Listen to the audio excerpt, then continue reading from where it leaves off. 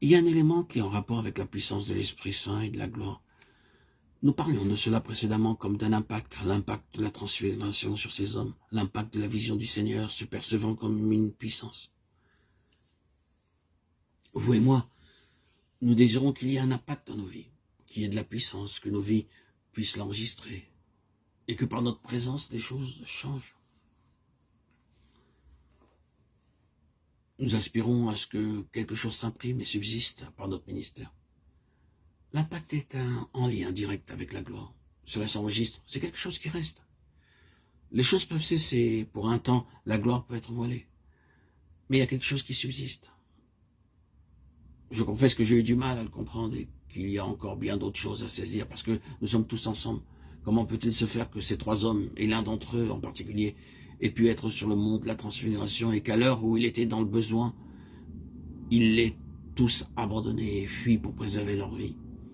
Et comme l'un d'eux, qui par une révélation du Père avait déclaré que Jésus était le Christ, le Fils du vivant Dieu, comment cet homme a pu encore le renier avec des serments et des imprécations quand Jésus vint à lui?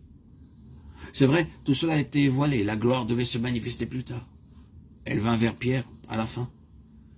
Beaucoup d'années après cela, il rappelle, nous étions avec lui sur la sainte montagne. C'était resté, il y avait eu une éclipse temporaire, mais ce fut quelque chose qu'il n'oubliait pas. Dieu fasse qu'une telle éclipse ne soit jamais vraie pour nous. Peut-être que nous ne passerons jamais par la même voie qu'ils ont suivie. Mais il y a une constante, un effet qui demeure après la révélation de Christ dans le cœur. Par cette révélation intérieure de lui-même, il y a une manifestation de son caractère, de quelque chose qui reste. Il est clair que nous ne pouvons pas dire que ceci ou que cela puisse être appelé le ministère. C'est un sermon, un discours, quelque chose qui est donné et qui passe. Il en va ainsi comme d'une routine, semaine après semaine, mois après mois. Mais bien sûr, nous ne voulons pas qu'il en soit ainsi. Nous ne voulons pas de ce qui est éphémère et qui ne laisse pas une seule trace. Non, il doit avoir un impact. Ainsi, le ministère, ce n'est pas quelque chose d'extérieur. Le ministère, pour Paul, c'est ce qui vient de Christ et qui se manifeste dans la vie de ses serviteurs et de son peuple, ce qui est formé au-dedans de ce qui se manifeste au-dehors.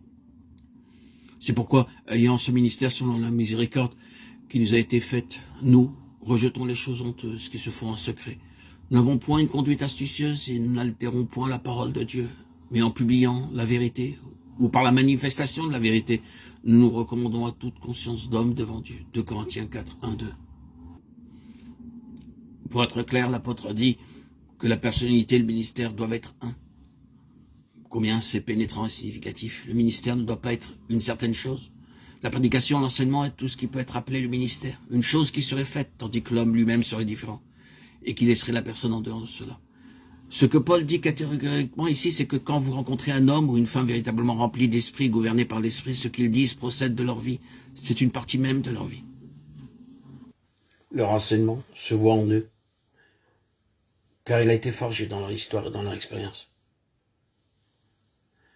Quand cet homme, que cette femme cherche à enseigner, à exercer le ministère, à dire quelque chose concernant particulièrement le caractère du chrétien, il est évident que cela provient de quelque chose, de quelque secrète histoire avec Dieu, de quelque chose que l'Esprit Saint a fait en eux. Leur ministère et leur caractère sont identiques. C'est très important et indispensable, et c'est la raison pour laquelle l'Esprit Saint est si méticuleux à l'égard du caractère, si soigneux concernant la personnalité de cet homme intérieur, de la vie intérieure. C'est pourquoi nous sommes sous son gouvernement, et cela ne s'applique pas seulement à ceux qui exercent un ministère ou qui sont dans le service chrétien. Si nous sommes réellement sous le gouvernement de l'Esprit Saint, et si en parole nous dépassons ce qui est vrai dans nos propres vies, l'Esprit Saint nous reprendra, nous fera voir que nous devons correspondre à la mesure de notre enseignement et avoir sa contrepartie en nous pour être en harmonie. N'avez-vous jamais été repris en ces termes par le Saint-Esprit? Dis-moi, c'est vrai de toi, ce que tu as dit là?